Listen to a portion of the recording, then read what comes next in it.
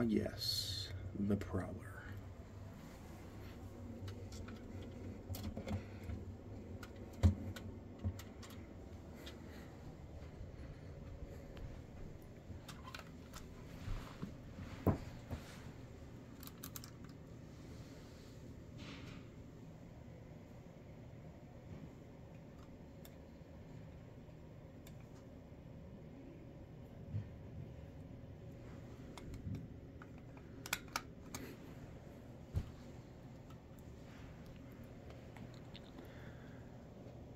Hi everyone, and welcome back to GP Automotive and Diecast. Well, today I bring you this, Plymouth Prowler made by Anson. It's a 1/18 scale model made by Anson. Anson was a car company, a diecast car company that went out of business quite a few years back, but they made some pretty good models, including this one. So if you didn't watch my previous video, go watch that. It was the unboxing of this Plymouth Prowler. Very cool video. So go ahead and check that video out before you watch this and or after. So a little history behind the Plymouth Prowler. So back in the late 90s, early 2000s, they came up with this design, and it's a crazy, striking design with the open wheels, the convertible top, as you'll see here. There you go. Convertible top. Kind of a hot rod design look to it. I've always liked the design, kind of a, back to those old 40s designed hot rods. Open wheels, these weird looking bumpers. You even could get a trailer that looked like the back of the Prowler. Just insane. But, there's always a downside. So, this one was that if we look under this engine bay, you realize this is the same engine from every Chrysler minivan. The 3.5 liter V6.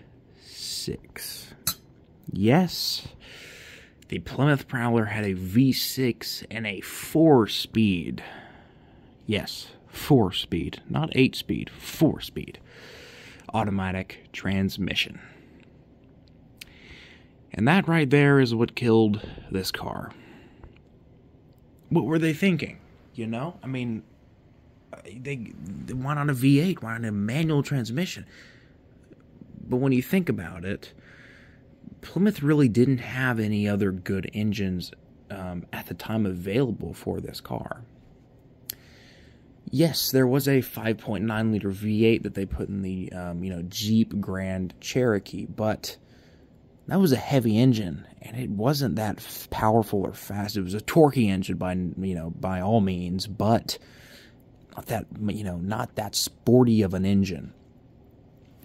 And they could have done at least a manual transmission, but here we are today, 20 years later or 23 years later. We can't do much about it now. But what we can do is look at this design. So we'll go ahead and start off the front of this Plymouth Prowler. I think Anson did a pretty good job with these bumpers. They're kind of see-through, as you see there. Very good job there. Wheels and tires and these little fender flare covers are really nice. This paint is also a very nice color, very nice metallic, no fading, no orange peel, anything like that. You see the suspension and everything, pretty cool. Workable steering. There your kind of weird mega chin front, as I like to say. But there you go. A little super small Plymouth badge right there. We open this hood. We can see the 3.5 liter 24 valve V6, which actually did pretty good detailing in here. As you can tell, there's a lot of car after the actual engine. That old classic design. I love this color, by the way. Put in the comments down below what you think about this color. I absolutely love it. And would you rather have, do you like, I should say, the top up or the top down? There you go. Or the top off. I like the top off. I think it looks kind of pretty cool like that. Nice sturdy side mirrors. Very, very sturdy, in fact. If we turn the model, here's a little side view of it. You have, of course, opening doors. And taking a look on the interior, you do have, of course, black dash, black seats, everything black in here. Apart from the actually dashboard, or gauge bezel, I guess you can say. It is body colored to the exterior of the car, which is a cool feature that Chrysler and Plymouth were doing back in the day. They had it with the same thing with the PT Cruiser. Kind of a retro throwback to the 50s and 40s cars and 60s, including, you know, Cadillacs and Bel Airs and, you know, stuff like that. Pretty cool that they do have that in there like the real car. And as you can tell, very basic and what I like to say the plastic fantastic era of Plymouth and really Daimler, Chrysler, and, you know, all of those American car companies back in the day. But pretty good detailing. There is your amazing 4-speed automatic transmission with quick select shifting, which means you can tap the shifter to the left or right to shift it manually, or semi-manually, I guess you can say. Pretty good door paneling detailing up there too. Go ahead and shut this door. And of course, back here, kind of a bubble design like some classic 40s cars. That pretty cool prowler inscription there on the bumper. Kind of a cool name. I always like saying prowler, you know, but pretty cool there. You do have some taillights back here. Pretty good detail. I actually don't see any pegs in the back, so definitely good job to Anson. And of course, you do have a rear opening trunk, and as you see, it does not open that way.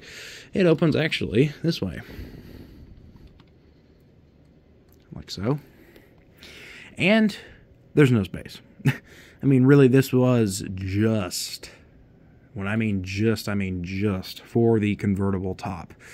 Of course, this was not a hard top. It would fold back down into the car manually, but it is there to show you some detail. But really, watch any videos of the real car and you can tell this is how much space you have. You have no luggage space in this car. It's pretty crazy that that this car never actually really had any storage space. It was really meant for a Sunday, Saturday, you know, windows down cruiser car. Definitely not a Grand Tourer by any means. It had a 4-speed automatic, a V6, and no trunk space, so not practical, but is very cool and striking design there. So we can go look in the passenger side.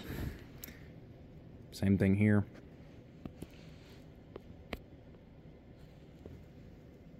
Prowler inscription on the floor mats or floorboard.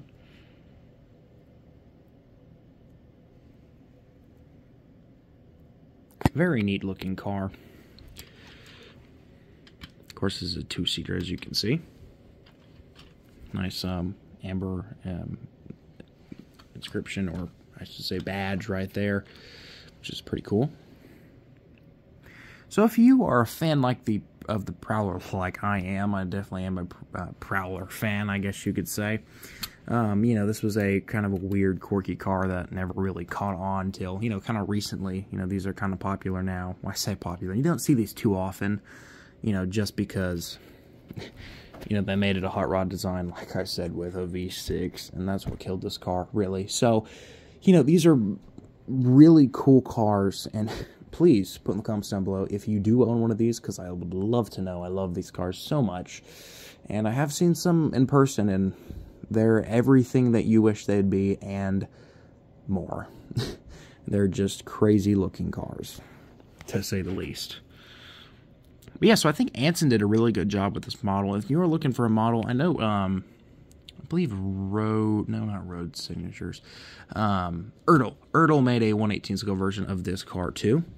And of course, Anson made one a yellow, an orange, and I think of course, this purple version.